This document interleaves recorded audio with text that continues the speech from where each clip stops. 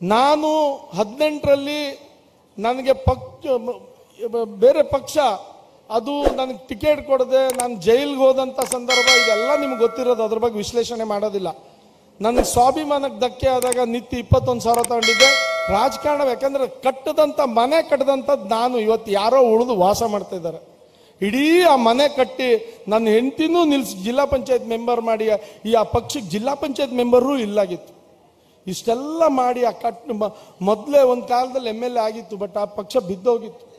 ಅದನ್ನು ಕಟ್ಟಿ ಬೆಳೆಸಿ ಈ ಮಟ್ಟಕ್ಕೆ ತಂದ ಮೇಲೆ ನನ್ನನ್ನು ಕಡೆಗಣಿಸಿ ಒಂದೇ ಒಂದು ಎಲ್ಲರೂ ಸೇರಿ ಹಿಂದೂ ಹುಲಿ ಅಂತ ಕರೆದುಕೊಳ್ಳೆ ನನ್ನ ಪಕ್ಷದಿಂದ ಸೈಡ್ ಇಟ್ಟು ಟಿಕೆಟ್ ನಿರಾಕರಿಸಿರುವ ಒಂದಿಷ್ಟು ಲೀಡರ್ಗಳು, ಮಹಾನ್ ಲೀಡರ್ಗಳು ಇವತ್ತು ಎಲ್ಲಿದ್ದಾರೆ ಗೊತ್ತಿಲ್ಲ. ಅವರೆಲ್ಲ ತಪ್ಪಿಸೋದಕ್ಕೆ ನಾನು ಅವತ್ತೇ ಚುನಾವಣೆಯಲ್ಲಿ ಸ್ವತಂತ್ರವಾಗಿ ನಿಂತು 21,000 ಮತ ತಗೊಂಡೆ, ಹೋರಾಟ ಮಾಡಿದೆ.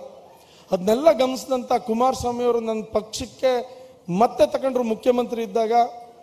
ನಾನೇನಾದರೂ ಇವತ್ತೇ ಈ ಮಟ್ಟಕ್ಕೂ ಮುಂದಿನ ದಿನದಲ್ಲಿ ಈ ಮಟ್ಟಕ್ಕೆ ಬೆಳೆದಿದ್ದೀನಿ ಅಂದರೆ ಅದು ಕುಮಾರಣ್ಣನ ಆಶೀರ್ವಾದ ಅಂತ ಹೇಳೋದಕ್ಕೆ ಬಯಸ್ತೀನಿ ನಾನು. ಕುಮಾರಣ್ಣ ನನ್ನ ಪಾಲಿಗೆ ದೇವರು. ಅವರು ಬಂದು ಹುರಿದುಂಬಿಸಿದ್ರು, ನೀನು ಯುವಕರು ನಿನ್ನ ಪರವಾಗಿದ್ದಾರೆ, ನೀನು ಮುಂದೋಗು, ನಿನ್ನ ಜೊತೆಗೆ ನಾವಿರ್ತೀವಿ ಅಂದರು.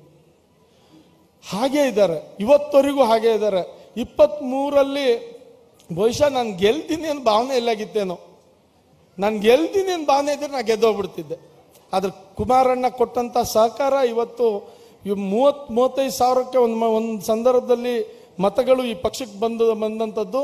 ಆದರೆ 18 ಚುನಾವಣೆಯಲ್ಲಿ 16-17 ಸಾವಿರ ಇದ್ದಂಥದ್ದು ನಿಮ್ಮೆಲ್ಲರ ಆಶೀರ್ವಾದದಿಂದ, ಕುಮಾರಣ್ಣನ ಆಶೀರ್ವಾದದಿಂದ ಈ ಪಕ್ಷ 59,000 ಮತಕ್ಕೆ ಹೋಯ್ತು.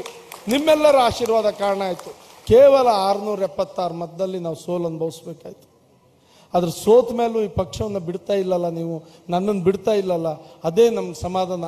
ಇಷ್ಟು ಹೇಳ್ತಾ ನಾನು ಹೆಚ್ಚೇನು ಹೇಳೋದಿಲ್ಲ.